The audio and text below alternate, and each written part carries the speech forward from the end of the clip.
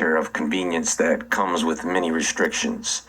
Smarter homes, smarter cities, smarter transportation, everything connected, everything optimized, everything automated.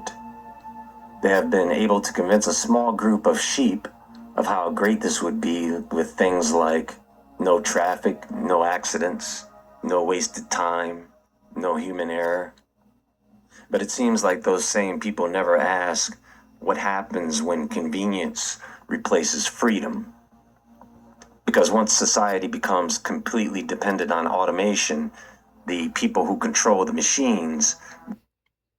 So they want AI to run the cars and trucks and buses that we all drive, Israel. They don't want us driving anymore. They want to use AI. They want to control where we go and what we do, like Uber, Lyft, and other transportations that get people around. They want you to get in a car, nobody's in the driver's seat, and they want the computer AI to take you where you got to go. But when that breaks down or something happens, a malfunction, the car might have an accident or something might happen where you might not be able to get out of the car. And the car, no, nobody's in the car to stop the car because it's ran by a computer. This is what they want, Israel. Begin controlling the people. For more than a century, driving has represented freedom. You decide when to leave, you choose your destination, you choose your route, you stop wherever you want. Your vehicle belongs to you. But now automation is changing that relationship entirely. Driver assistance systems have slowly become more advanced. Automatic braking, lane keeping, adaptive cruise control, self-parking. Then came autonomous driving. And this is being forced on us.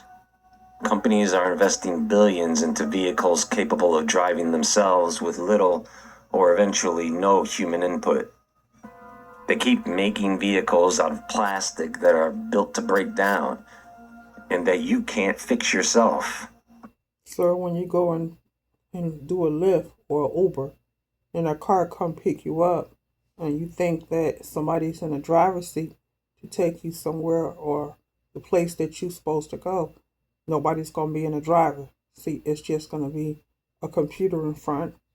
And it's going to tell you to put on your seatbelt and it's going to take you where you got to go.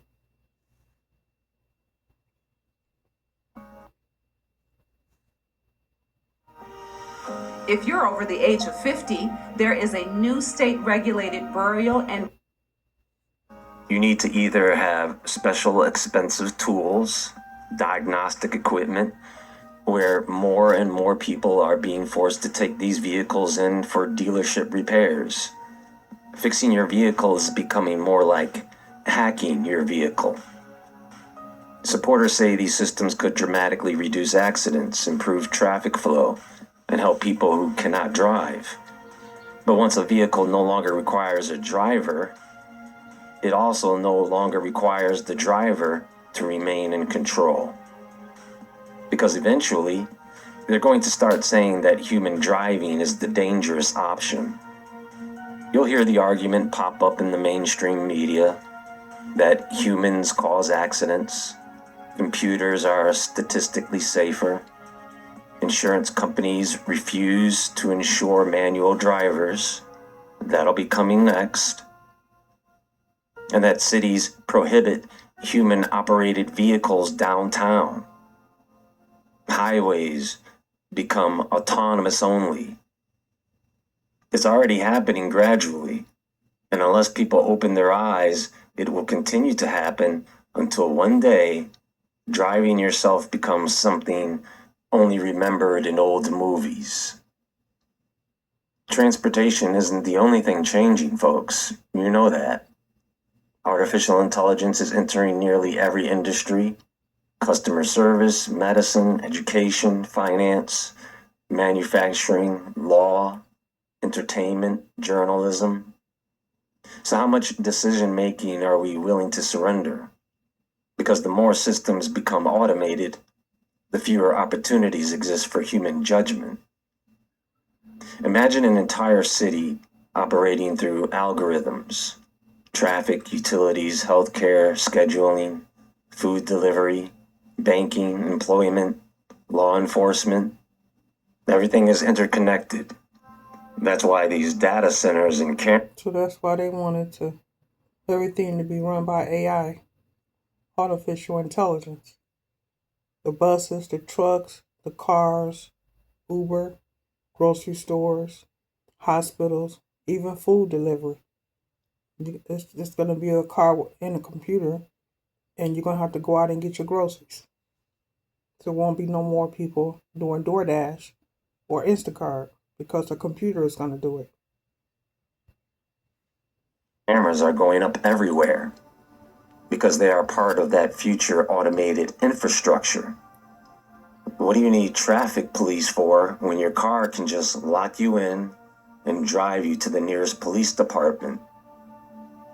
They might as well just install printers in these new vehicles so they can just print a ticket for every traffic violation. But they won't need that because you won't be driving. The bad news is the more centralized the system, the more dependent society becomes on it. When you look around the globe, you can see all this digital infrastructure being built and connected in real time. Digital identification, smart infrastructure, connected transportation, AI-assisted public services, and it's all being presented as practical improvements. But we always have to keep questioning how these systems are governed. The more services become interconnected, the greater the importance of transparency, accountability. We have to look for all these safeguards to be put in place because big tech and big brother are not interested at all in handing back over control. So as transportation, payments, identification, and communication are all linked through digital systems, your ability to move, work, or access services are going to become increasingly dependent on those interconnected networks. History has shown us over and over again that people rarely surrender freedoms because they're forced. They surrender them because something easier comes along. Online banking, digital wallets, streaming services, smartphones, cloud storage. We traded ownership for convenience. Our personal transportation is going to end up the same. Why own a car when you can just summon one? That's why they're building all these data centers, because the data center is going to be taking over AI, and the data centers is going to be running AI. Why learn to drive when the computer already knows how to? Why keep a steering wheel when no one else uses it anymore? Soon, and it seems to be approaching faster than expected, the entire system will depend upon technology functioning perfectly and then remaining trustworthy after it's all been put into place, because there are not enough people doing enough to stop it. So picture this. You step outside your $5,000 a month studio apartment, your autonomous vehicle arrives, you step inside, facial recognition identifies you, your payment processes automatically, your destination uploads instantly because it already knows where you want to go because every other digital device has already read your mind. Traffic signals communicate with your vehicle, road sensors adjust your speed. The city coordinates every intersection. Everything is seamless. Until, of course, something breaks, and it will. A cyber attack, a software failure, a communications outage, or some bug or mistake in the system. You give the vehicle some false destination, it drops you off, but you walk around the building to your real destination, which is the liquor store, so you can drown your automated sorrows. And the whole time your car is watching you, wondering where you're going. But it doesn't matter because the AI in the vehicle already has a log of everything you just purchased.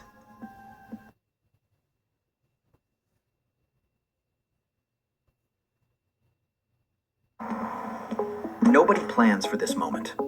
It starts as something that's supposed to help, until it's the only thing you need.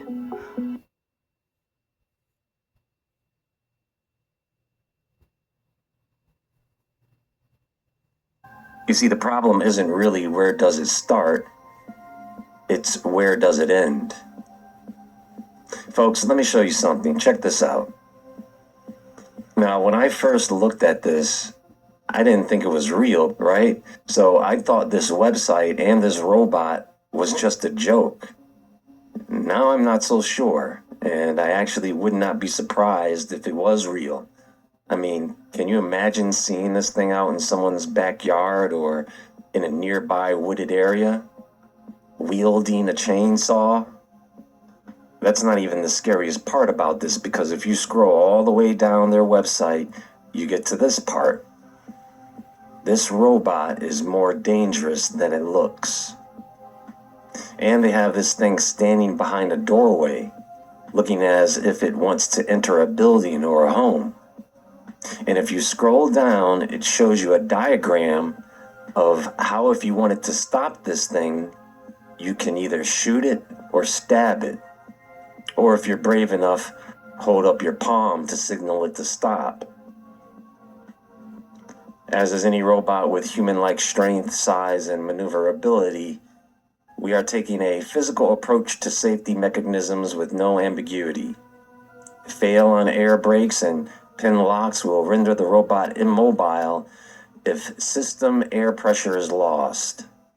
Shared reservoirs in the chest plate and body can be pierced by projectile or sharp instrument to instantly stop the robot in place.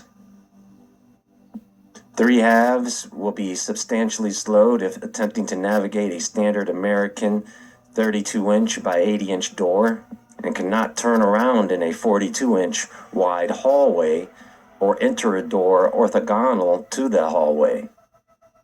Larger horns can be fit to prevent any passage through pedestrian doors. 2 3/2 robots fit side by side in crouched position in a pickup bed of 5 feet 6 inches or longer with tailgate closed. Folks, I still don't know if this thing is real or not. But there you have it. Yeah. Well, anyway, that's going to be all for now, and there is more to come very soon. Please click the thumbs up button and like this video for me. If you